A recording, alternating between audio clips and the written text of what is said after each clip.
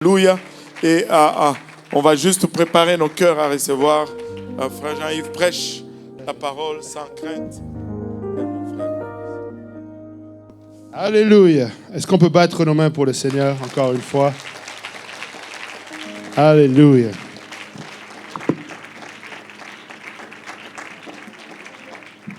Le Seigneur est bon, n'est-ce pas? Alléluia. Je sens que je peux sentir le poids depuis qu'on est arrivé. On rigole avec le pasteur Luc. Il y a eu peu de candidats à courir autour de l'église. Tu peux voir que tout le monde est assez spirituel pour courir à l'intérieur. Amen. Alléluia. Et c'est une bonne chose. Amen. Je ne vois pas ça négativement. Je ne vois pas ça comme un manque d'adoration. Je sais que nous sommes en train de sacrifier dans la chair. Et c'est bon que d'humilier la chair. Amen. C'est bon d'accomplir cette parole parce que le Seigneur dit si mon peuple sur qui est invoqué mon nom s'humilie et prie, cherche ma face. Amen. Et c'est ce que nous sommes en train de faire à travers le jeûne. Amen. Et donc, regarde ton frère ou ta sœur à côté, dis-lui, tiens bon. Alléluia. Pour certains, c'est le repas, c'est après le service de maintenant. Pour d'autres, c'est un peu plus tard, mais tiens bon quand même. Amen. Tiens bon. Si tu avais prévu d'arrêter le jeûne à 3h30 et que je prêche encore à 3h35, s'il te plaît, garde ton paquet de chips pour tout à l'heure. Amen. Alléluia. Mais le Seigneur est bon. Amen. Et nous voulons honorer le Bishop Graham. Amen. Nous voulons honorer l'homme de Dieu, l'apôtre de la ville. Alléluia. Avec son épouse. Merci Seigneur pour, alléluia, sa dévotion. Amen. Quand je serai grand, je serai comme lui. Amen. Et également, je veux honorer mon pasteur. Amen. Le pasteur Kaozi, ainsi que toute la famille Kaozi. Merci Seigneur pour le berger qu'il nous donne. Amen. Prions pour nos bergers. Amen. Prie pour ton berger. Amen. Tu dois entendre sa voix, reconnaître sa voix et prier pour lui. Amen. Si tu ressens un appel dans ta vie, laisse-moi te dire que cet appel ne peut pas venir en dehors de la voix de ton berger. Très souvent, il y a des zélés qui disent « Non, moi j'ai entendu de Dieu. » Samuel a entendu d'abord la voix d'Élie. Amen. Et si tu veux aller chercher chez Paul, Paul est allé revoir à Jérusalem pour s'assurer qu'il n'a pas couru en vain. Donc tu as besoin d'entendre la voix de ton berger. Amen. Alléluia. On va aller dans la parole de Dieu. On va aller dans la parole de Dieu. On va aller dans 1 Jean 5, verset 6. Et alors que Pasteur Kaozi m'a dit de prêcher, j'ai cherché la face de Dieu comme il a dit. Amen. Je ne sais pas pour les autres pasteurs, mais j'ai découvert que c'est différent de prêcher à Saint-Laurent que de prêcher dans ton église. Amen. Il y a une grande différence. Amen. Je ne sais pas si c'est du stress ou... je ne sais pas, mais c'est différent. Amen. Tu vois les choses différemment. Amen. Et je ne sais pas si c'est le jeûne, mais alors que j'ai cherché la face de Dieu, j'ouvre la Bible et tu commences à tomber sur tous les passages qui parlent de nourriture. Tu tombes sur Ésaü et tu te dis non, je ne veux pas vendre mon droit d'aînesse. Tu avances, tu tombes sur les cailles et la manne dans le désert. Tu dis non, c'était le résultat d'une plainte. Tu avances comme ça et tu cherches, amen. Et tu tombes sur la Pâque et j'ai jamais autant analysé l'agneau. Avez-vous? Allez lire, vous allez voir, il y a beaucoup de détails sur comment l'agneau devait être, comment il devait être préparé. Il ne devait rien rester. Et je suis sûr que si on avait un agneau pascal aujourd'hui, pour la maison de Dieu, il n'y aurait rien qui va rester. Amen. On a cherché, même Ézéchiel, le rouleau, il le met dans la bouche, il dit c'est comme du miel. Jusque-là, amen. Moi qui n'aime pas les fruits et légumes, je fais une dédicace à Maëlys, ma nièce. Daniel. Amen. Je veux bien jeûner comme Daniel. Amen. Si Pasteur Graham dit on va jeûner comme Daniel, je suis prêt à jeûner comme Daniel. Amen. Alléluia. Et là, je me suis dit non, arrête, Satan est en train de te tenter comme le Seigneur. Amen. Il va te dire transforme ces pierres en pain et je veux pas ça. Amen. Donc je me suis ressaisi. Amen. Et là, je suis allé et j'ai vu les poissons qui ont été multipliés. Je suis en train de... Je vous raconte l'histoire de comment ça s'est passé. Amen. Après, je me suis dit, bon, au pire, si je ne peux pas manger, je veux bien être comme Étienne. Amen. Juste tu sers aux tables. Amen. Juste tu prends plaisir. Est-ce qu'il y en a comme moi qui sont comme mon pasteur et qui cuisinent beaucoup quand vous jeûnez? Amen. Tu es là, tu jeûnes, mais tu veux que les autres mangent. Amen. Tu veux engraisser les autres mangent. Je disais tout à l'heure à Vandrich, son petit frère, il lui a servi, il réclamait la nourriture et quand il a mis la première cuillère, il a dit « Oh non, j'ai plus faim ». Et j'ai vu Vandrich menacer son petit frère « Mange ». Je lui ai dit, est-ce que c'est l'autorité d'un grand frère ou d'un ventre qui a faim et qui aimerait manger à sa place?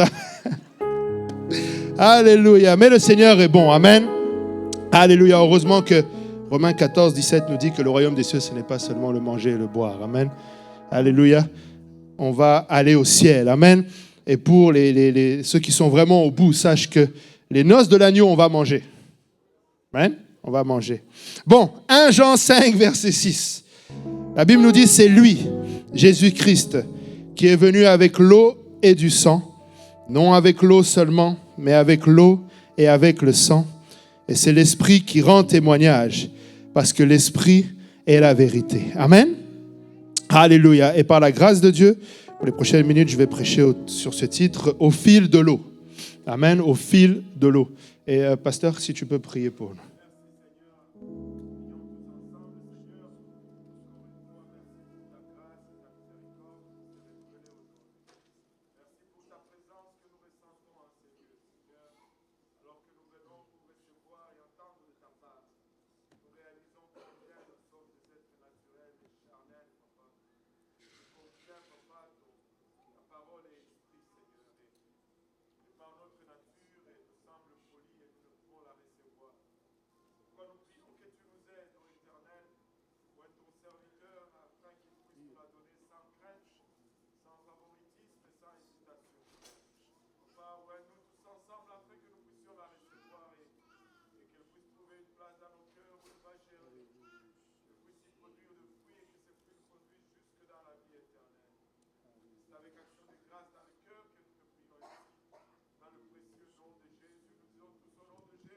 Au nom de Jésus. Est-ce qu'on peut battre nos mains pour le Seigneur?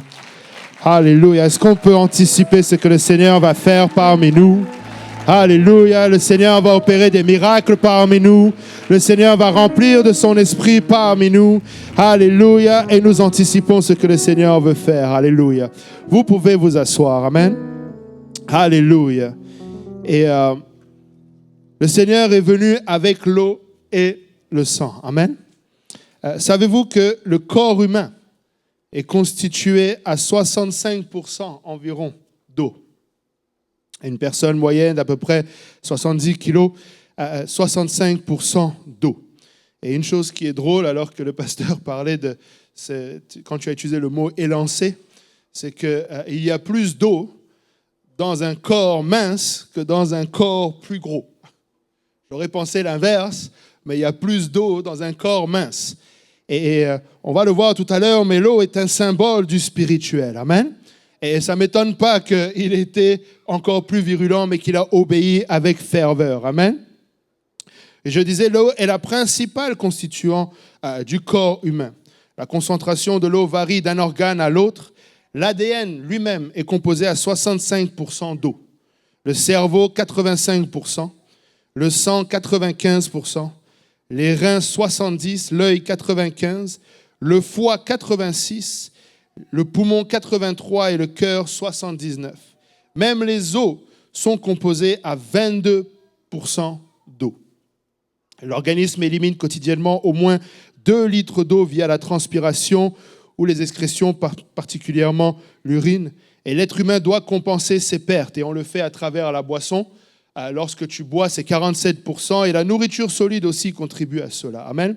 Et juste pour encourager ceux qui ont eu du mal avec l'eau pendant le jeûne, amen, nous devons néanmoins boire 1,5 litre d'eau par jour. Amen.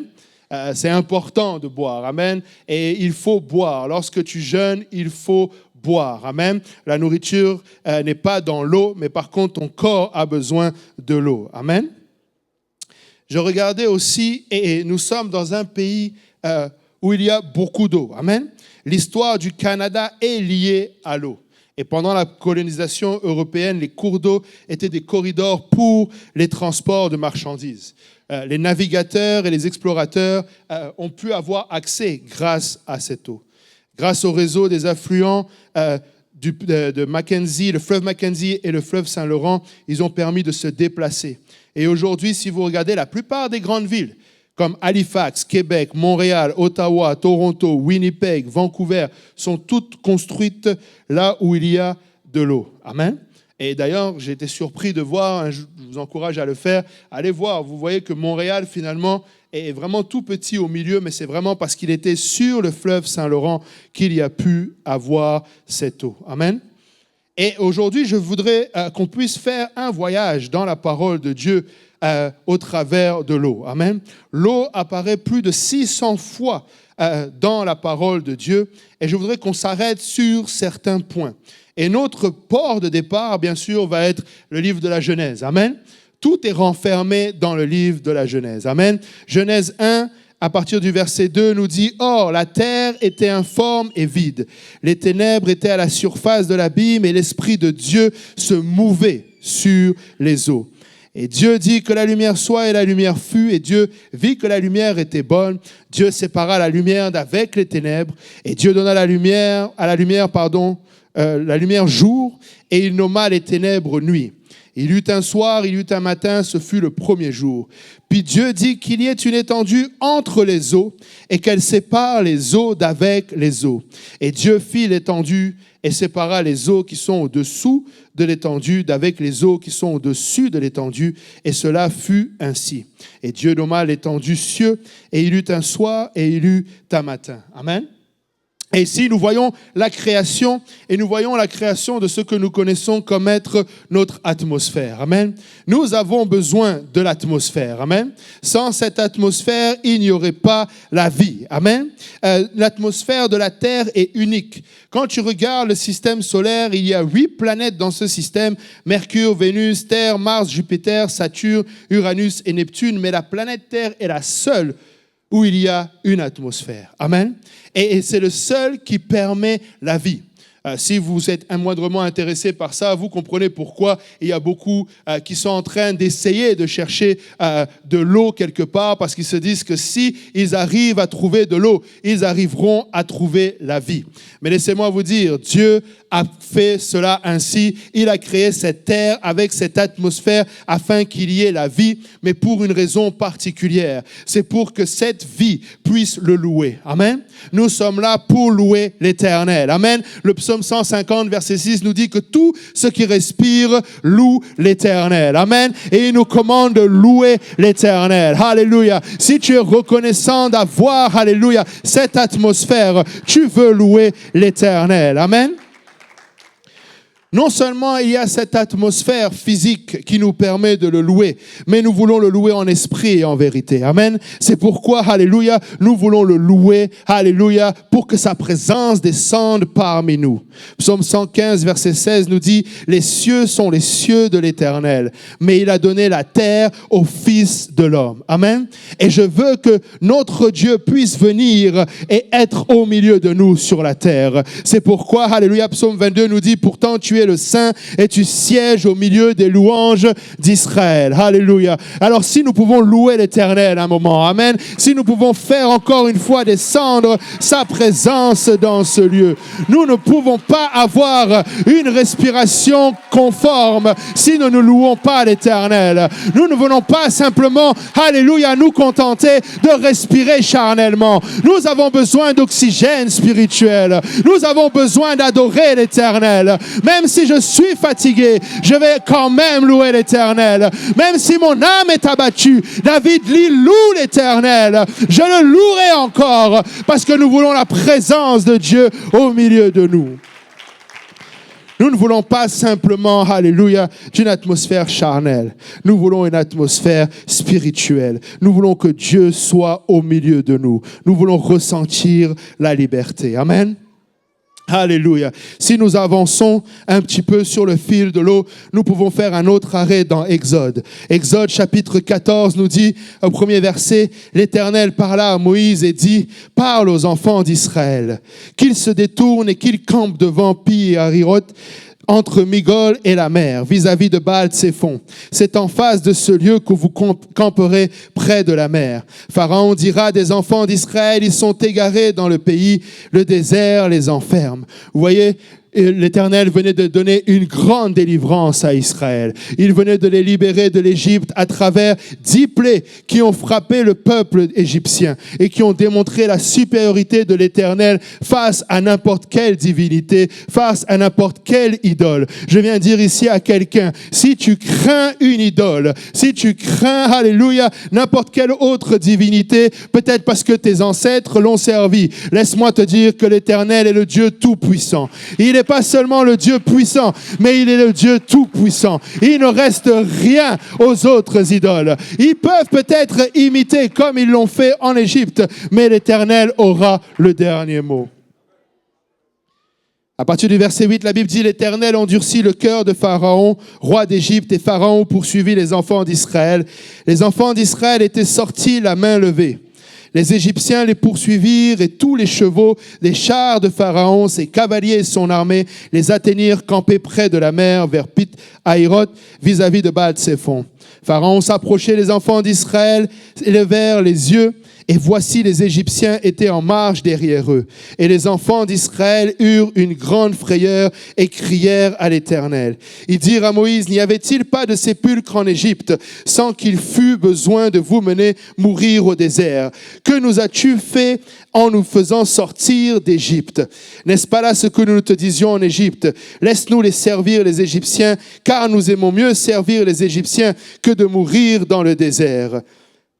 Vous voyez, le peuple d'Israël était arrivé à cette place où même si ça ne faisait pas longtemps qu'ils venaient d'obtenir une grande victoire, ils étaient déjà découragés. Et cela peut arriver à plusieurs d'entre nous. Amen. Et particulièrement parce qu'ils se sont retrouvés à une place où ils ignoraient que c'est le terrain par excellence de l'Éternel. L'Éternel leur a fait faire un détour par exprès auprès de la mer Rouge. Amen. Ce qui semble à nos yeux, lorsque tu lis ou aux yeux du peuple d'Israël, comme un cul-de-sac, ce n'était en fait qu'un chemin privilégié de la part de l'Éternel. Parce que l'Éternel est celui qui était au commencement et qui se mouvait au-dessus des eaux. Il n'est pas impressionné par cette mer qui est devant eux. Amen. Et c'est pourquoi, alléluia, verset 13, Moïse répondit au peuple, ne craignez rien, restez en place et regardez la délivrance que l'Éternel va vous accorder en ce jour. Car les Égyptiens que vous voyez aujourd'hui, vous ne les verrez plus jamais. L'Éternel combattra pour vous et vous gardez le silence. L'Éternel dit à Moïse, pourquoi ces cris parle aux enfants d'Israël et qu'ils marchent. Toi, lève ta verge, étends ta main sur la mer et fends-la. Et les enfants d'Israël entreront au milieu de la mer à sec.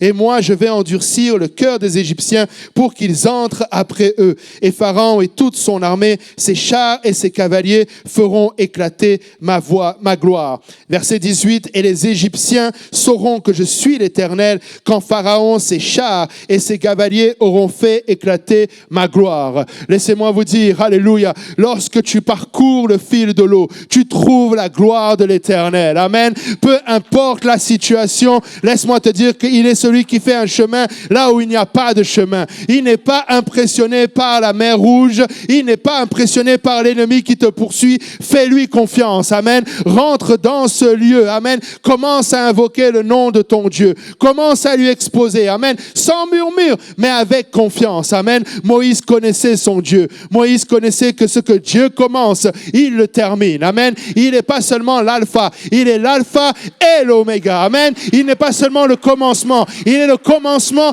et la fin. Celui qui t'a emmené jusqu'ici va t'emmener à destination. Ne compte pas sur tes propres forces, compte sur l'Éternel. N'arrive pas à une place où tu penses que tu peux y arriver par toi-même. Tu as besoin de l'Éternel. Très souvent, nous allons arriver à cette situation où nous sommes perdus. Eux, ils voyaient le désert. Eux, ils voyaient un lieu de désolation. Eux, ils voyaient l'armée de Pharaon. Amen. Et encore, j'ai pas le temps temps d'exposer, mais c'est triste de voir que ce peuple était tellement plus nombreux que l'armée de Pharaon. Mais vous savez, c'est vraiment l'outil qu'utilise le diable, la peur.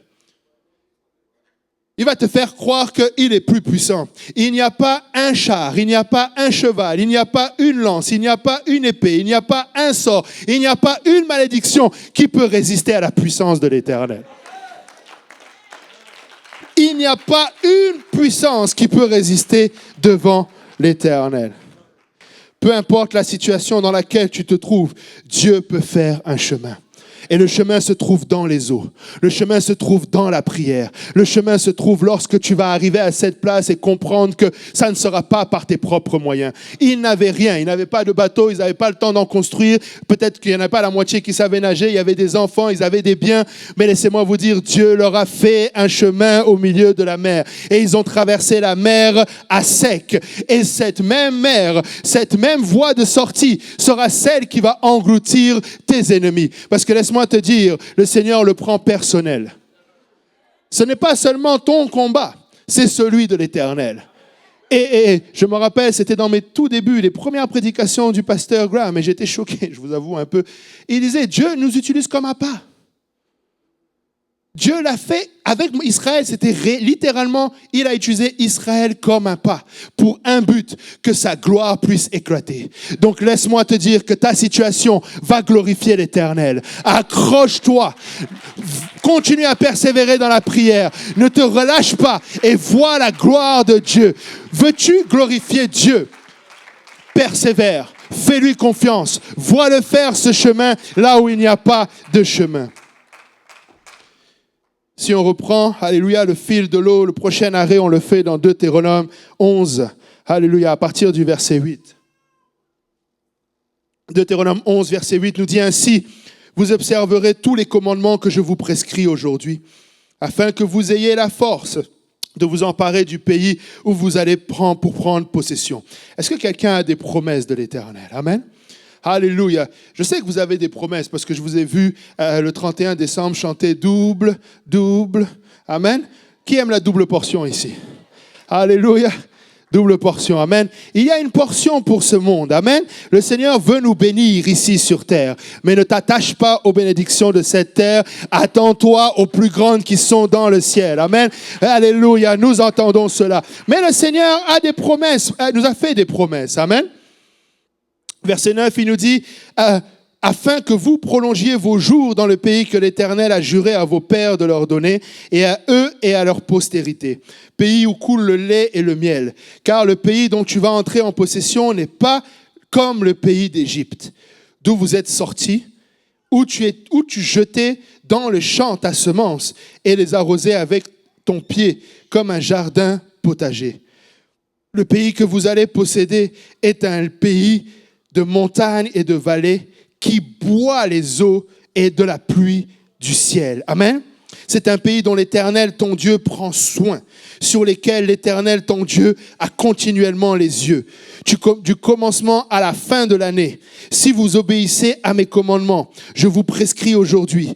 Si vous aimez l'Éternel, votre Dieu, et si vous le servez de tout votre cœur et de toute votre âme, je donnerai à votre pays la pluie en son temps, la pluie de la première et de l'arrière-saison, et tu recueilleras ton blé et ton huile. Je mettrai aussi dans tes champs de l'herbe pour ton bétail, et tu mangeras et tu seras rassasié. Amen.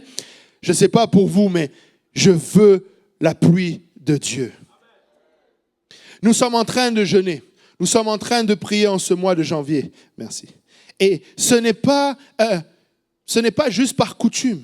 Il y a un objectif derrière. Il y a l'objectif de s'aligner avec le plan de Dieu. Amen. Nous voulons chercher premièrement la justice et le royaume de Dieu. Amen. Nous voulons nous assurer que nous sommes pleinement dans le plan de Dieu. Amen. Nous voulons d'abord sa volonté avant notre volonté. Amen. Nous ne voulons pas commencer des plans. Amen. Et puis demander à Dieu de venir les accepter. Nous voulons d'abord demander à Dieu quel est ton plan pour que je puisse rentrer dans ce plan. Amen. Il nous a bien dit, il dit l'Éternel, ton Dieu, c'est un pays, verset 12, dont l'Éternel, ton Dieu, prend soin et sur lequel l'Éternel, ton Dieu, a continuellement les yeux du commencement à la fin de l'année. Amen. Du commencement à la fin de l'année. Amen. Nous sommes là pour voir ce que le Seigneur a en réserve. Je ne sais pas pour vous, mais j'anticipe de grandes choses de la part de l'Éternel. J'anticipe de grandes choses pour ma famille. J'anticipe de grandes choses pour, alléluia, l'Église de Dieu. Amen. J'anticipe de voir la pluie en son temps.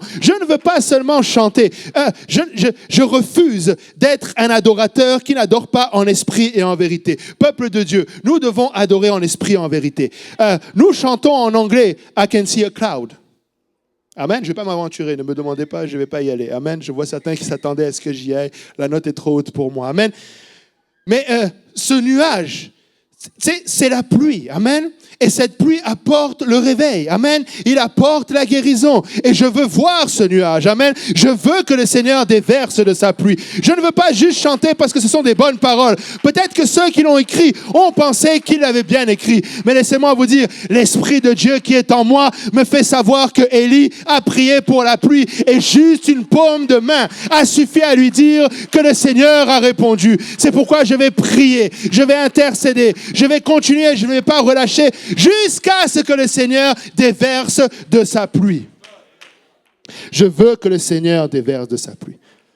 Mais néanmoins, il a bien commencé en disant « Aussi, vous observerez tous les commandements que je vous prescris aujourd'hui. » Parce qu'au verset 16, il nous dit « Gardez-vous de laisser séduire votre cœur, de vous détourner, de servir d'autres dieux et de vous prosterner devant eux. » La colère de l'Éternel s'enflammerait alors contre vous, il fermerait les cieux, et il n'y aurait point de pluie. La terre ne donnerait plus ses produits, et vous périrez promptement dans le bon pays que l'Éternel vous donne. Nous voulons garder ces commandements. Amen. Nous voulons nous assurer, alléluia, du début de l'année jusqu'à la fin de l'année, que nous gardons ces commandements. Et laissez-moi vous dire, les commandements de l'Éternel ne sont pas pénibles. Amen. Alléluia. Ne te laisse pas séduire dans ton cœur à cette place où le diable te ment et te fait penser que les commandements de l'Éternel sont pénibles. Oh non, ils ne sont pas pénibles. Tu dois juste être déterminé. Pour sauver du temps, je ne vais pas lire, mais dans le reste du chapitre, c'est dans le même chapitre où il dit, tout sol que foulera la plante de ton pied, je te la donnerai en possession. Je veux commencer par cette terre. Je veux commencer par poser mon pied et me décider une bonne fois pour toutes à suivre l'Éternel. Je veux commencer par cette terre et décider une bonne fois pour toutes que je ne me prosternerai pas devant une idole. Et très souvent, nous avons des conceptions erronées d'idoles. Dès qu'on parle d'idole, tu vois Vishnu, Krishna, tu vois des Indiens, tu vois des adorateurs d'autres idoles. Mais des fois, alléluia, dans nos sociétés, alléluia, ta voiture peut devenir un idole. Ta maison peut devenir une idole. Ton travail, ta carrière, tes études peuvent devenir une idole. Je ne te dis pas qu'il ne faut pas étudier. Je ne te dis pas qu'il ne faut pas travailler fort. Je te dis ne te prosterne pas devant ton employeur. Ne te prosterne pas devant ta maison. Ce n'est pas coûte que coûte. C'est selon le plan de Dieu. Je vais être patient et je vais attendre la pluie qui vient de Dieu. Je refuse d'une pluie artificielle. Vous savez qu'ils font pleuvoir aujourd'hui. Ils envoient des avions. Et ils bombardent, je pense que c'est du nitrite d'argent si je me rappelle bien, et ça crée la pluie. Je refuse cette pluie. Je veux la pluie de l'Éternel. Amen. Je veux la pluie de la première et je veux la pluie de l'arrière-saison. Amen. Et je veux que le Seigneur, alléluia, m'emmène à cette place, alléluia, où je garde ses commandements. Nous devons connaître les commandements de Dieu. Amen. Nous devons les mettre en pratique. Amen. Nous avons oublié peut-être de rappeler, mais il y a la charte de lecture biblique qui est encore disponible. Amen. Si tu n'en as pas encore pris une, prends la charte et lis la Bible. Amen. Si tu suis le programme, tu vas la lire en un an. Amen. Nous devons être des adorateurs de Dieu. Nous devons aimer sa parole. Nous devons la méditer jour et nuit. Amen. Nous voulons, alléluia, connaître les commandements de Dieu. Alléluia. Nous pourrions faire un arrêt dans Lévitique ou dans Josué et parler de la purification, amen, et du baptême. Mais on va le voir un peu plus tard dans le livre des Actes, amen. Là, on va faire un arrêt dans le livre de Rois, amen. 1 Rois 17 et 18 nous parle du prophète Élie, amen. Celui dont je parlais tout à l'heure, amen. Celui qui a proclamé qu'il n'y aura plus de pluie et il n'y a plus eu de pluie, amen. La pluie a cessé. Ensuite, Dieu l'a envoyé.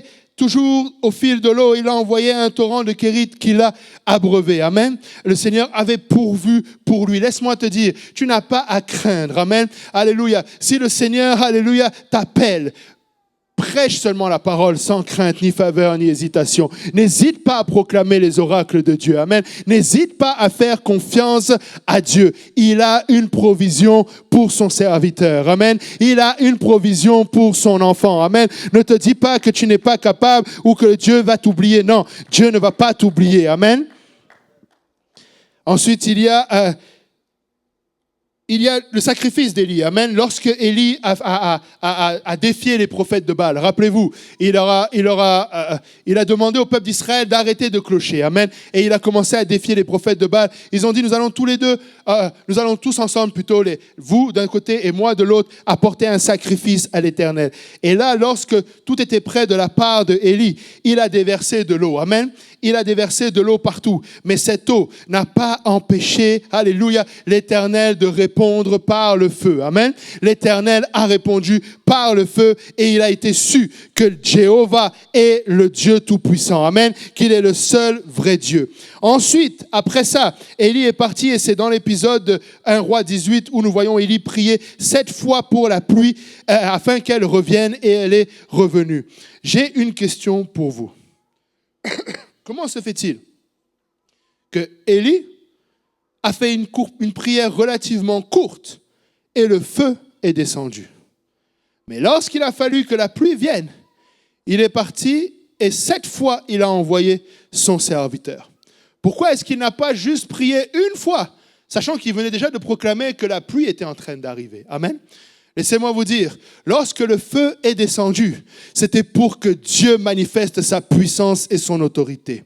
Mais lorsque Élie a commencé à prier, c'est parce que ça faisait référence à la persévérance dans la prière. Amen. Il fallait pas que Élie se décourage à ce moment-là. Élie, ça ne dépend pas de toi. Amen. Ça ne repose pas sur tes propres forces. Ne pense pas parce qu'une fois tu l'as fait que tu es devenu puissant. C'est l'Éternel qui est puissant. Il fallait qu'Élie ne se décourage pas. Il fallait qu'Élie continue de persévérer. Peut-être des fois tu regardes, tu te dis, mais lui il a prié, c'est tout de suite arrivé. Peut-être que cette personne est plus puissante. Non. Ce que l'Éternel cherche de ta part, c'est la persévérance. Amen. Jacques, alléluia, nous dit que Élie était un homme de même nature. Jacques 5, 17. De même nature que nous. Il a prié avec instance pour qu'il ne plût point et il ne tomba point de pluie sur la terre pendant 3 ans et 6 mois. Puis il pria de nouveau et le ciel donna sa pluie et la terre produisit de son fruit. Mais juste avant, il avait dit d'abord que la prière fervente du juste a une grande efficace. Amen. Nous devons prier avec ferveur. Nous devons prier avec insistance. Nous ne devons pas nous lasser. Peut-être que quand tu pries, tu ne ressens rien. Persévère encore. Peut-être que quand tu pries, tu ne vois rien. Prie encore. Peut-être que quand tu pries, tu as l'impression que personne ne t'entend. Mais Dieu t'entend. Il est le Dieu qui répond. Amen. Il a des oreilles pour entendre et il répond. Nous voulons, alléluia, être fervents dans la prière. Amen. Élie était un homme de même nature que nous. Amen. Tu peux prier.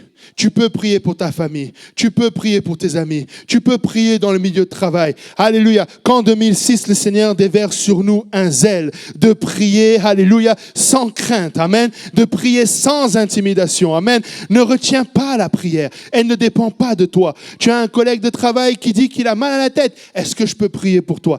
S'il dit non, c'est pas grave. Mais s'il dit oui, prie simplement au nom de Jésus. Tu sais qu'il guérit. Tu sais que par ses meurtrissures, nous sommes guéris. Prie, prie, prie et vois Dieu agir. Nous devons persévérer dans la prière. Amen. Alléluia. Pour sauver du temps, on va passer par-dessus les prophètes, même s'il y aurait tellement à dire. Amen. Que ce soit Jérémie, Ézéchiel ou même encore Jonas. Mais on avance. Amen. Allons dans le Nouveau Testament. Dans le Nouveau Testament, nous voyons l'eau. Amen. Nous voyons l'eau avec Jean le Baptiste. Amen. Nous voyons l'eau du baptême dès le départ. Amen.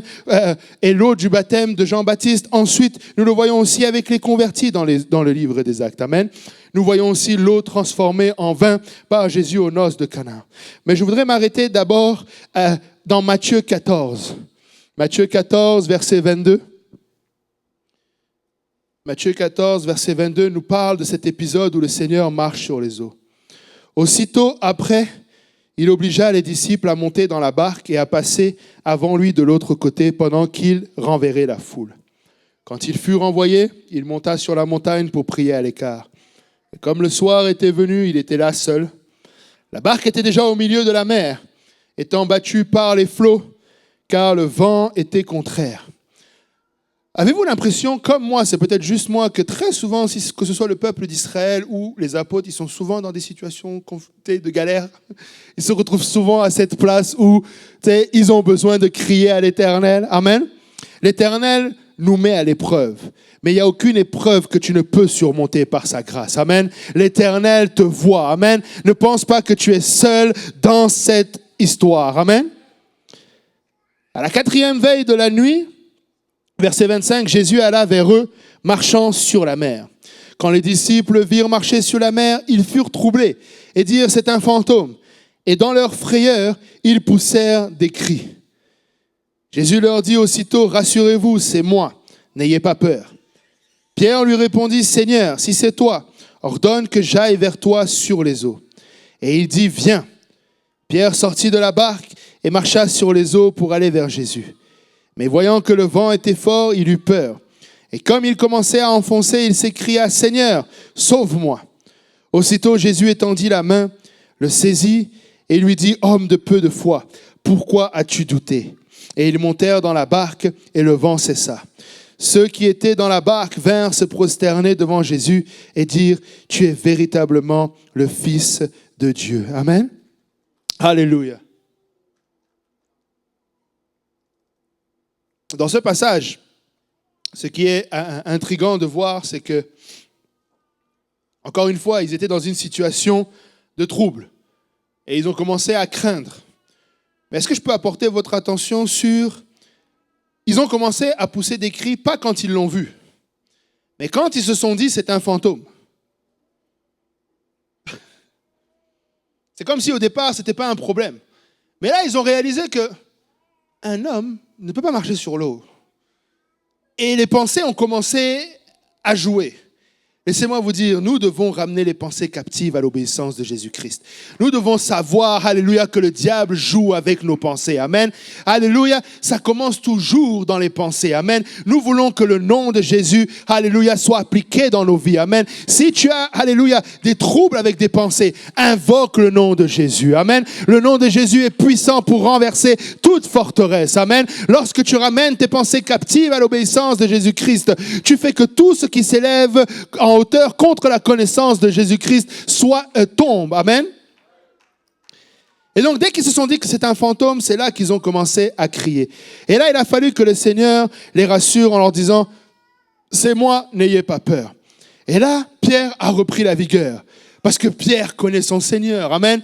Pierre connaît que Jésus peut tout. Amen. Il sait qu'il est le Tout-Puissant. Il sait que si c'est Jésus, même marcher sur l'eau, moi aussi je peux le faire. Amen. Et nous devons arriver à cette révélation. Je puis tout par celui qui me fortifie. Au nom de Jésus, je peux faire toutes choses. Amen. Même ce qui paraît impossible, même ce qui défie les lois de la nature. Il est celui qui a créé la science, mais il est aussi celui qui défie la science. Nous ne sommes pas, alléluia, des huluberlus. Nous croyons dans la science, mais nous croyons en celui qui a créé la science. Nous croyons dans la gravité, mais nous croyons à celui qui défie la gravité. Nous croyons qu'il y a la maladie, mais nous croyons en celui qui guérit la maladie. Nous croyons en la mort, mais nous croyons en celui qui ressuscite des morts. Nous croyons que Dieu est tout puissant et que rien ne lui est impossible. Nous ne marchons pas par la vue, nous marchons par la foi. Nous croyons que ce que nous voyons n'est pas synonyme de ce que Dieu est capable de faire. Dieu est au-delà de ce que je peux voir. Je ne vais pas limiter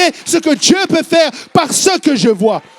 Pierre était arrivé à cette place où il a marché avec assurance. Encore une fois, je marche avec assurance. Mais est-ce que tu marches réellement avec assurance? Est-ce que si le Seigneur te dit sors de la barque, tu vas sortir de la barque pour marcher avec assurance? Ou est-ce que tu vas commencer à voir, alléluia, Pierre a commencé à douter encore une fois parce qu'il est revenu au charnel. Il a commencé à regarder autour de lui. Il dit, viens Pierre, sors de la barque. Et Pierre sortit de la barque et marcha sur les eaux pour aller vers Jésus. Mais voyant, il n'a plus la foi parce que la vue a pris le dessus.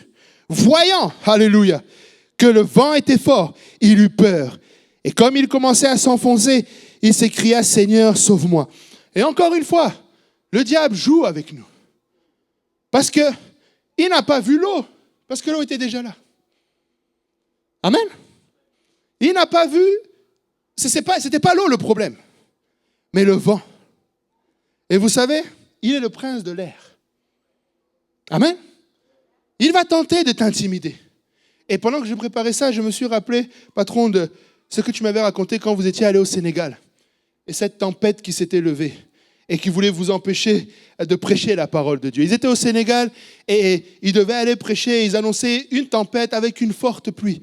Mais Dieu merci qu'il y a des hommes de Dieu qui marchent par la foi et qui sont prêts à sortir de la barque. Ils se sont levés, ils ont prié et la tempête s'est calmée. La tempête s'est calmée et il n'y a pas eu de pluie et ils sont allés prêcher. Amen. Et ils ont vu les miracles de Dieu. Amen. Peuple de Dieu, nous pouvons lui faire confiance. Amen. Il est le Dieu tout-puissant. Une dernière chose dans ce passage, Jésus-Christ marche sur les eaux. Et vous savez, à la fin, ceux qui l'adorent en disant « Tu es véritablement le Fils de Dieu ». Est-ce qu'il y a des enfants de Dieu ici? Amen. Est-ce qu'il y a quelqu'un qui a déjà marché sur l'eau? Je ne vois pas de main levée. Amen. Alléluia. Pas encore. Amen. Pas encore. Amen. Pas encore. Mais vous savez, il y a une particularité avec Jésus-Christ. Il est le premier-né de la création. Le Fils unique venu de Dieu. Amen. Et le fait qu'il marche sur l'eau, au commencement, est-ce que tu peux me remettre Genèse, s'il te plaît? Alléluia. Je pense que c'est pas ça. Genèse 1, verset 2, dans la version Louis II, ça nous dit « La terre était informe et vide. Il y avait des ténèbres à la surface de l'abîme, et l'Esprit de Dieu se mouvait au-dessus des eaux. » Se mouvait au-dessus des eaux. Mais si tu vas dans Darby, ça nous dit « La terre était désolation et vide. Il y avait des ténèbres sur la face de l'abîme, et l'Esprit de Dieu planait sur la face des eaux. » Mais Osterwald nous dit « Or, la terre était informe et vide, et les ténèbres étaient à la surface de l'abîme, et l'Esprit de Dieu se mouvait sur les eaux. » Vous savez pourquoi Jésus-Christ a marché sur l'eau? Parce qu'il est Dieu manifesté dans la chair. Son esprit marchait déjà sur l'eau, et lorsqu'il est venu, c'était pas un problème pour lui. Amen. Il a juste marché sur l'eau. Et c'est pourquoi je me réjouis de savoir qu'il n'y a qu'un seul Dieu. Amen. Un seul Seigneur, une seule foi. Et que je sais que ce Dieu-là, son nom est Jésus. Parce que comme l'a dit pasteur, pas encore, mais un jour je pourrai marcher sur les eaux. Parce que j'ai la révélation du seul qui puisse marcher sur les eaux. Il ne l'a pas fait pour montrer pour un show-off. Il l'a fait parce que c'était tout naturel. Pour lui, il ne voyait rien. Au commencement, lui qui a créé toutes choses, lui qui est le créateur de toutes choses, lui qui était avant toutes choses, il a juste vu de l'eau et il a marché. Comme dans Genèse. Ce n'était pas un problème. C'est pourquoi nous voulons continuer à marcher par la foi. Nous voulons garder cette relation avec le Seigneur. Alléluia. Si on avance, on fait un autre arrêt dans le livre des Actes. Amen. Acte 8, verset 26, nous dit « Un ange du Seigneur s'adressa à Philippe, lui dit « Lève-toi et va du côté du Midi, sur le chemin qui descend de Jérusalem à Gaza, celui qui est désert. » Retenez bien, celui qui est désert. Si tu es un pasteur dans ce lieu, un prédicateur, n'aie pas peur des lieux déserts. Amen. N'aie pas peur des lieux déserts. Des fois, tu arrives à une place où tu es découragé. Amen. Des fois, tu vois l'eau qui coule chez le voisin. Amen. Tu vois sa piscine. Amen. Mais ne te décourage pas. Amen. Dieu est avec toi dans ce désert. S'il t'envoie dans le désert, va avec lui dans le désert. Amen. Il est le pourvoyeur. Amen. Verset 27 nous dit, il se leva et partit, et voici un Éthiopien, un eunuque, ministre de Candace, reine d'Éthiopie, et surintendant de tous ses trésors, venu à Jérusalem pour l'adorer. S'en retournait assis sur son char, et il lisait la prophétie d'Ésaïe. L'Esprit dit à Philippe, avance et approche-toi de ce char. Philippe accourut et entendit l'Éthiopien qui lisait le prophète Ésaïe. Il lui dit, comprends-tu ce que tu lis? Il répondit, comment le pourrais-je si quelqu'un ne me guide? Et il invita Philippe à monter, et à s'asseoir avec lui. Le passage de l'Écriture qu'il lisait était celui-ci. Il a été mené comme une brebis à la boucherie et comme un agneau muet devant celui qui l'attend. Il n'a point ouvert la bouche. Dans son humiliation, son jugement a été levé et sa postérité, qui la dépeindra? Car sa vie a été retranchée de la terre. L'eunuque dit à Philippe, « Je te prie, de qui le prophète parle-t-il ainsi? Est-ce de lui-même ou de quelqu'un d'autre ?» Alors Philippe, ouvrant la bouche et commença par ce passage, lui annonça la bonne nouvelle de Jésus. Comme ils continuaient sur le chemin, ils rencontrèrent de l'eau. Et l'eunuque dit, « Voici de l'eau. Qu'est-ce qui m'empêche que je ne sois baptisé ?» Philippe dit, « Si tu crois de tout ton cœur, cela est possible. » L'eunuque répondit, « Je crois que Jésus-Christ est le Fils de Dieu. » Amen. Encore une fois, n'ayez pas peur de ton désert. Moi, je pense que permettez-moi cette largesse d'interprétation, mais quand le Seigneur a demandé de parler à l'eunuque et que l'eunuque lui a parlé, certainement que tout de suite, Philippe s'est dit, oh, une opportunité de prêcher l'évangile. Mais comme tout bon prédicateur de l'évangile, il ne veut pas juste prêcher l'évangile. Il veut qu'il y ait une réponse à la prédication. Et probablement que quelque part derrière sa tête, il dit, mais Seigneur, si jamais il veut se faire baptiser, comment on va faire? Comment on va pouvoir faire? Parce que là, il n'y a pas d'eau, il n'y a pas une église, il n'y a pas de baptistère. Comment je vais faire? Laisse-moi te dire, même dans le désert, Dieu peut faire de l'eau. Il n'y a pas une raison assez valable pour que Dieu ne pourvoie pas de l'eau. Amen. Alléluia. Philippe ne s'est pas concentré sur les obstacles. Philippe a obéi. Et ceux qui gardent les commandements de l'Éternel, Dieu envoie la pluie de l'arrière-saison. Il n'a pas peur, alléluia, des obstacles. Il n'a pas peur du désert dans lequel tu te trouves. Obéis seulement à la voix de l'Éternel.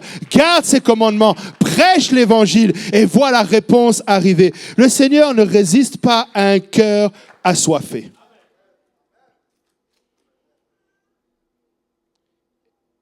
Pour ceux qui ne savent pas, lorsque Philippe a prêché Jésus, ne sois pas étonné de la réponse de l'eunuque. À savoir, il y a de l'eau ici. Pourquoi est-ce qu'il y a eu un tel résultat? C'est parce que nous l'avons vu au début. C'est lui, Jésus-Christ, qui est venu avec de l'eau et du sang. Non avec l'eau seulement, mais avec l'eau et avec le sang.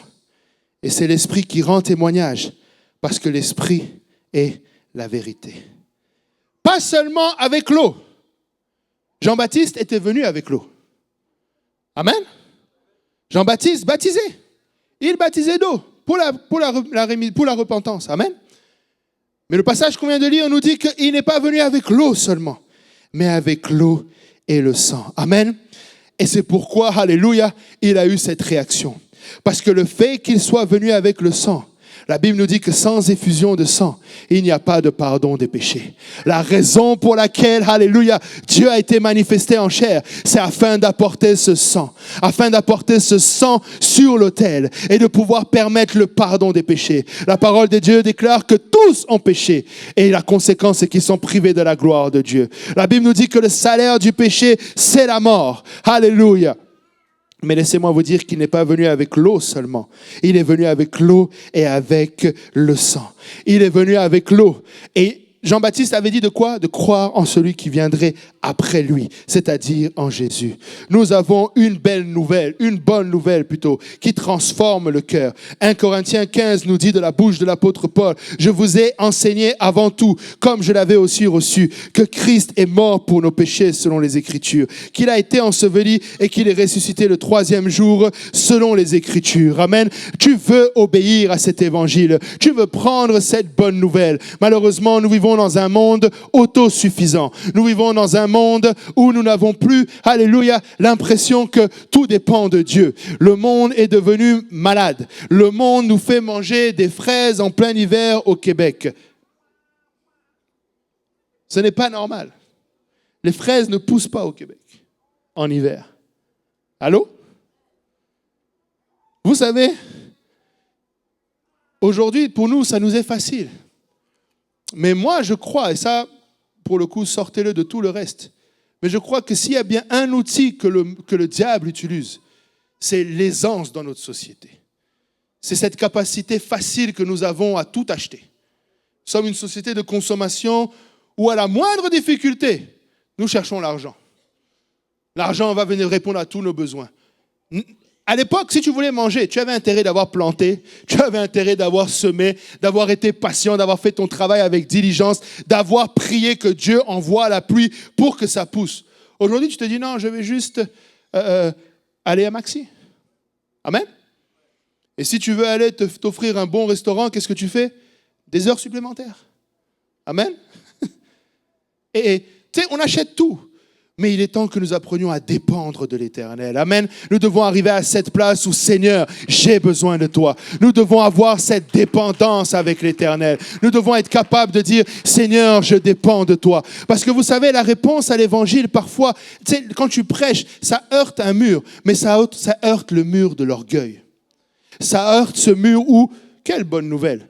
Moi, la bonne nouvelle, c'est que j'ai gagné au loto la semaine dernière, ou que j'ai eu une augmentation, ou que j'ai eu ceci, ou que j'ai eu cela. On réduit souvent une bonne nouvelle au matériel.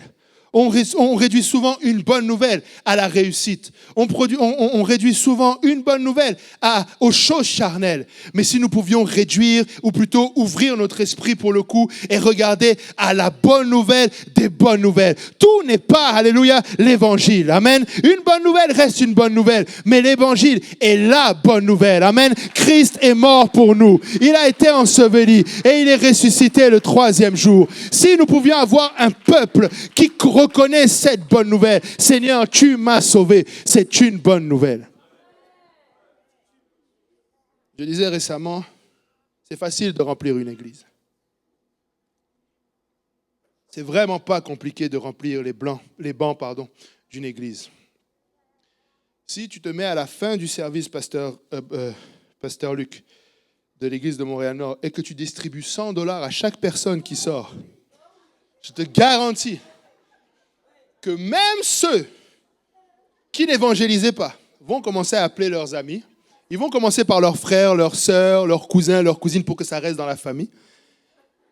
Et ils vont venir. Et au début, les gens ils vont dire, mais non, mais c'est n'importe quoi. Tu peux pas. Qui va donner $100 à chaque personne? Je t'assure, viens. Ils donnent $100. Il y en a qui vont venir timidement comme Nicodème de nuit. Et ils vont s'installer dans le banc. Et ils vont même pas écouter ce que tu dis. De toute façon, c'est pas grave. Parce que tu veux juste une église remplie. Et peu importe ce que tu prêches à ce moment-là, de toute façon. Et à la fin du service, tu te places à l'arrière et tu donnes encore $100. En 2-3 mouvements, tu n'auras plus assez de place dans l'église. Parce que recevoir $100, c'est une bonne nouvelle. Mais que faisons-nous de l'évangile, qui est une bonne nouvelle? Est-ce que nous sortons de ce lieu disant que c'est une bonne nouvelle? Est-ce que nous sortons avec le même enthousiasme? Est-ce que nous allons voir quelqu'un? Là, nous avons peur. Non, il va me prendre pour un fou. Tu penses qu'il ne te prenait pas pour un fou quand tu lui as dit $100? Laisse qu'on te prenne pour un fou. Sois fou pour Dieu. Amen. Il a choisi la folie de la prédication. Amen. Sagesse des hommes, c'est folie pour Dieu. Amen. Prends-moi pour un fou. Mais il y a une bonne nouvelle. Christ est mort pour nous. Il a été enseveli et il est ressuscité le 3e jour. Pas étonnant que l'eunuque, dès qu'il a vu l'eau, parce que bien sûr, Philippe est allé jusqu'au bout du message. Il lui dit, quand il y a une bonne nouvelle, il faut que tu prennes la bonne nouvelle. Parce que quand tu reçois une bonne nouvelle, il faut agir sur cette bonne nouvelle. L'évangile appelle à une action. Amen. Et c'est pour ça que l'eunuque éthiopien, dès qu'il a vu de l'eau, il s'est saisi de la bonne nouvelle. Parce que le jour de la Pentecôte, lorsque Pierre a prêché, il y a eu une réaction semblable. Mais Pierre était celui qui avait les clés du royaume des cieux. Il est celui qui a été appelé à prêcher le premier message de l'évangile. Et il a déclaré haut et fort, « Repentez-vous et que chacun de vous soit baptisé au nom de Jésus-Christ pour le pardon de vos péchés et vous recevrez le don du Saint-Esprit. » Et c'est ainsi que Philippe a prêché mot pour mot. Et la réaction a été là. Et si tu es dans ce lieu aujourd'hui, tu peux obéir à l'évangile. Tu peux être baptisé d'eau au nom de Jésus-Christ pour le pardon de tes péchés. Rien ne doit te retenir. Si on avance un avant-dernier arrêt au fil de l'eau, nous arrivons dans Jean chapitre 4. Jean chapitre 4 nous relate l'histoire de la femme au puits, la femme samaritaine. Jean 4 verset 7 nous dit, une femme de Samarie vint puiser de l'eau. Jésus lui dit, donne-moi à boire, car ses disciples étaient allés à la ville pour acheter des vivres. La femme samaritaine lui dit, comment toi, qui es juif, me demandes-tu à boire, Et moi qui suis une femme samaritaine, à moi qui suis une femme samaritaine, pardon. Les Juifs, en effet, n'ont pas de relation avec les Samaritains. Jésus lui répondit, si tu connaissais le don de Dieu, et qui est celui qui te le dit, qui te dit, donne-moi à boire, tu lui aurais toi-même demandé à boire, et il t'aurait donné de l'eau vive. Seigneur, lui dit la femme, tu n'as rien pour puiser. Encore une fois, quelqu'un qui, pour le moment, marche par la vue. Et le puits est profond. D'où aurais-tu donc cette eau vive? Es-tu plus grand que notre père Jacob, qui nous a donné ce puits et qui en a bu lui-même, ainsi que ses fils et ses troupeaux? Jésus lui répondit, quiconque boit de cette eau aura encore soif. Mais celui qui boira de l'eau que je lui donnerai n'aura jamais soif. Et l'eau que je lui donnerai deviendra en lui une source d'eau qui jaillira jusque dans la vie éternelle. La femme lui dit, Seigneur, donne-moi cette eau, afin que je n'ai plus soif et que je ne vienne plus puiser ici. Alléluia. Si nous pouvons arriver à cette place où nous reconnaissons notre soif, si nous pouvons arriver à cette place où nous réalisons que nous avons soif, mais nous n'avons pas seulement soif des choses de cette terre. Écoute mon frère, écoute ma sœur, quand tu entends la parole de Dieu, tu dois avoir soif de cette parole. Tu dois désirer la parole de Dieu. Tu dois réaliser que, alléluia, tu as besoin de la parole de Dieu. Je n'ai pas partagé ça au début, mais l'eau est importante dans le corps humain. Et parmi les notes il disait non seulement il est important de boire 1,5 litre par jour d'eau, mais il est aussi important de ne pas attendre d'avoir soif pour boire.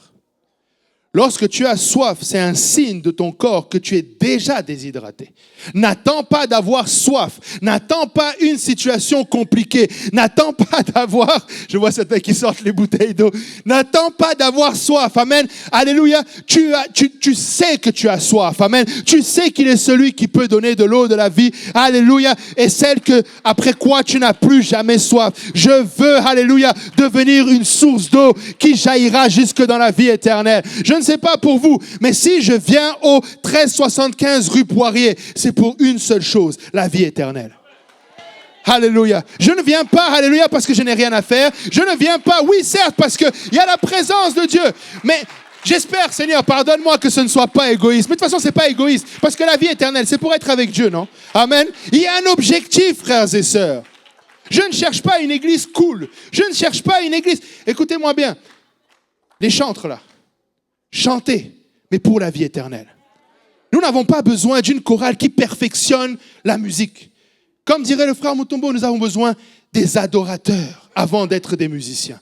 Des adorateurs avant d'être des chanteurs. Nous venons pour la vie éternelle. Nous ne venons pas faire un show. Nous ne venons pas pour des spectacles. Nous ne voulons pas voir des choses extraordinaires. Nous voulons voir la face de Dieu. Nous voulons nous saisir de la vie éternelle. C'est le seul objectif.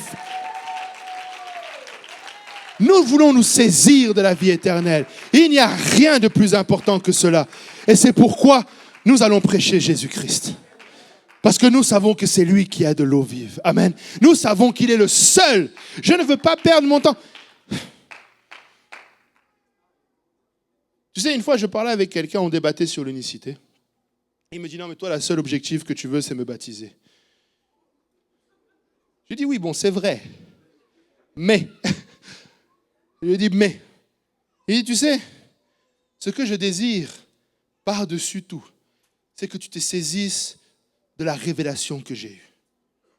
Vous savez, si vous êtes là et que ça fait peut-être 10 ans que vous nous entendez dans tous les sens décortiquer le baptême au nom de Jésus pour le pardon des péchés, ce n'est pas que nous cherchons à avoir raison. Honnêtement, là, c'est pas ça. Si c'était ça, là, on pourrait se faire applaudir par le monde et ça serait suffisant. Mais ce que nous voulons, c'est la vie éternelle. Et nous refusons, alléluia, que tu t'égares sur un manque de compréhension. La Bible est claire, mon peuple périt parce qu'il lui manque la connaissance. Souvent, certains prennent ça comme une excuse. J'ai jamais compris comment ils font. Vous pensez que, tu vois, non, mais tu péris quand même. Et c'est pourquoi nous nous efforçons que cette révélation, cette même révélation que cette femme a eue, une femme samaritaine, nous voulons nous saisir de cela. C'est lui qui a l'eau de la vie. C'est Jésus-Christ. Son nom est élevé au-dessus de tout nom. À la mention de son nom, tout genou fléchit. dans les cieux, sur la terre, sous la terre. Amen. Nous voulons nous saisir. Tu dois te saisir de cette révélation. Ne fais pas de 2006 une autre année à tâtonner sur 2026, pardon. Une autre année sur le... Est-ce que... Oui, mais le baptême au nom de Jésus, mais vraiment non, je pense que... Saisis-toi de la révélation du nom de Jésus. Il est le seul qui possède l'eau de la vie. Il est le seul. Tu sais pourquoi la Bible dit que à la mention de son nom, tout genou fléchit dans le ciel et sur la terre et sous la terre. Et que ça ne veut pas dire que quand on prêche Jésus seulement, on l'exalte, le Fils au-dessus du Père, parce que le Père n'a pas de genoux. Amen? Le Père n'a pas de genoux. Amen? Allez regarder. Le Père, c'est l'Esprit. C'est cet Esprit qui se mouvait au-dessus des eaux. Le seul genou qu'il y a au ciel, c'est celui de Jésus. Et lui, il est assis. Toi, tu vas voir ses genoux, tu vas voir ses pieds, puis tu vas voir ses genoux. Adore Jésus-Christ et lui seul. Amen. Tu ne peux pas te tromper en l'adorant lui et lui seul. Il est celui qui a les eaux de la vie et éternelle. Je veux me saisir de la vie éternelle. Si on peut se lever tous ensemble. Alléluia. Nous voulons avancer, mais nous devons arriver. Amen. Parce je vous ai dit, il y a plus de 600 apparitions de l'eau dans la Bible. Donc si on commence à s'arrêter à chaque, on est encore là et le service espagnol va commencer. Amen. Mais dans le dernier livre, amen, le livre de la prophétie, amen, le livre d'Apocalypse, ne prends pas peur au livre de l'Apocalypse. Hollywood a fait qu'on regarde ce livre et on voit des choses exploser. Non! Le livre commence par la révélation de Jésus-Christ qu'il a donné à son serviteur. Amen. Apocalypse 19, verset 6 nous dit « Et j'entendis comme une voix d'une foule nombreuse, comme un bruit de grosses eaux, et comme un bruit de fort tonnerre disant « Alléluia !» Car le Seigneur, notre Dieu Tout-Puissant, est entré dans son règne. Laisse-moi te dire, alléluia, que tu veux être, alléluia, à cette place et tu veux faire partie de ce bruit des eaux. Amen. Je me rappelle, alléluia, et ça fait longtemps.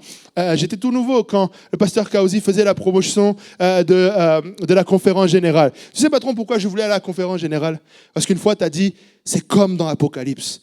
Quand les gens se mettent à battre les mains, là, quand plus de 10 000 personnes, ça fait vraiment comme l'eau. Et je suis allé et j'ai vu. Amen. C'est comme l'eau. Amen. Et là, on est à peine 10 000. Mais dans le ciel, il y aura des centaines de milliers, voire des millions, qui seront tous en train de faire une seule chose, de battre les mains, d'adorer le Seigneur. Et je veux être à cette place.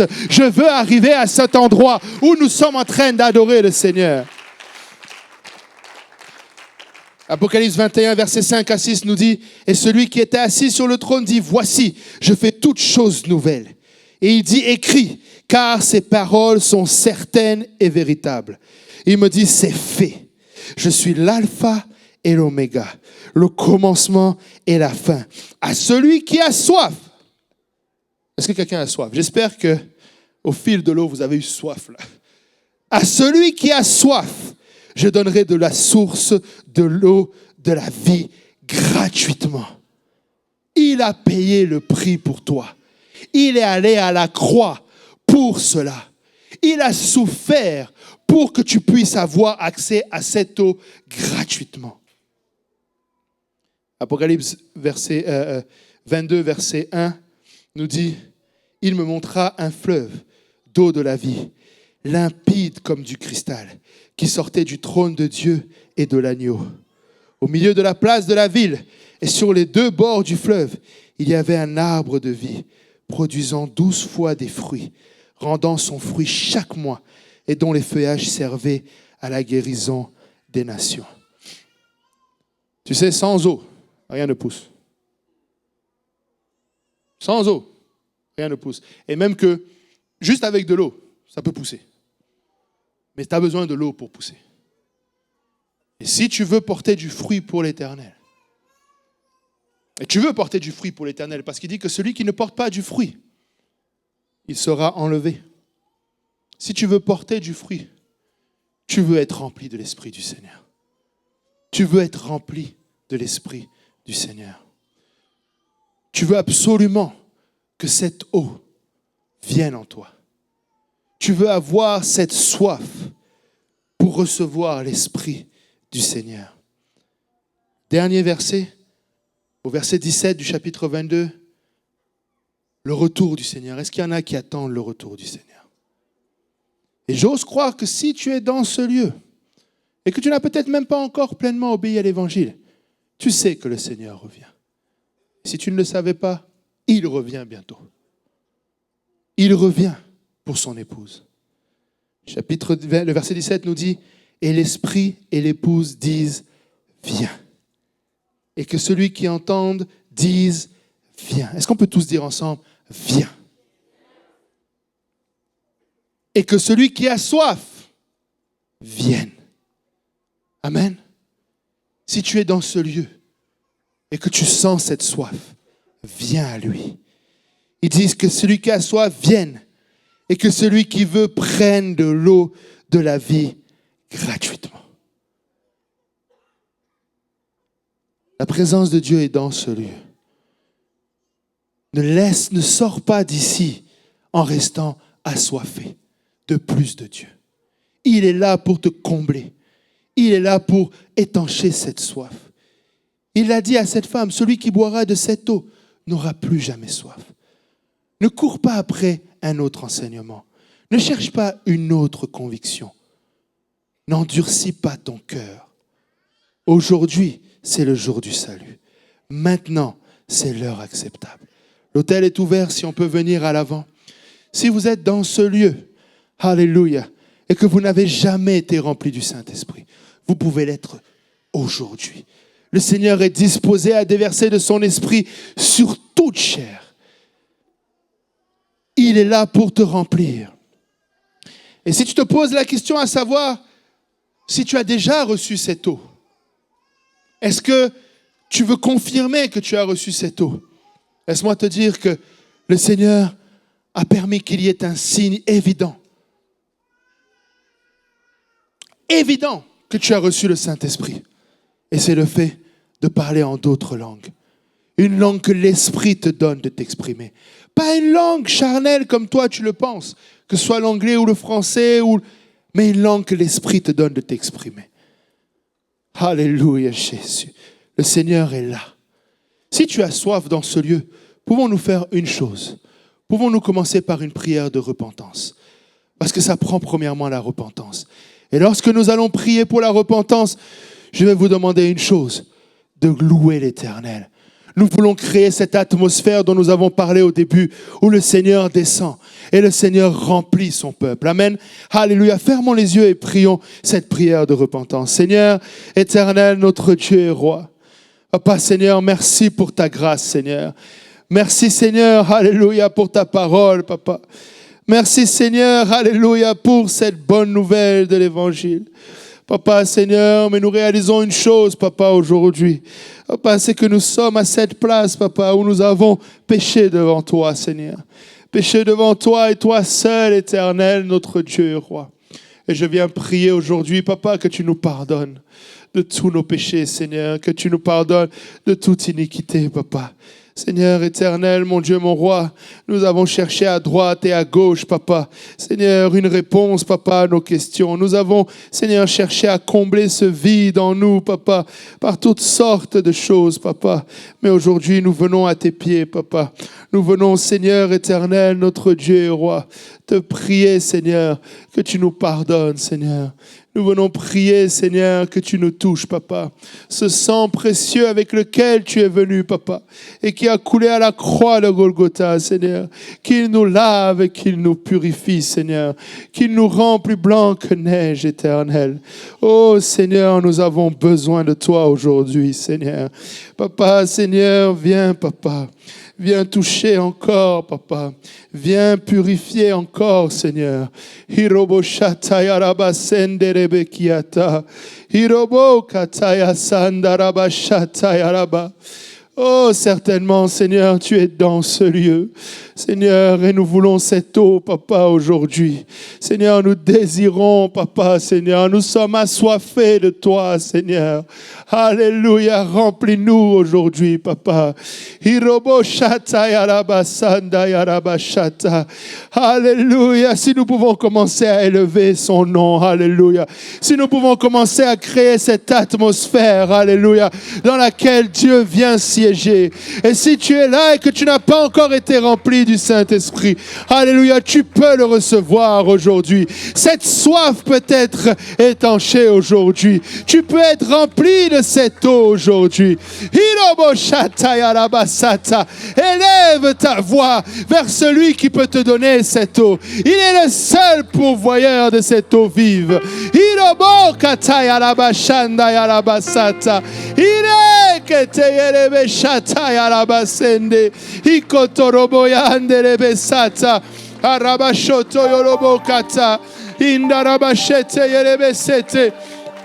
Alléluia, Seigneur, que notre coupe déborde, Seigneur. Alléluia, que des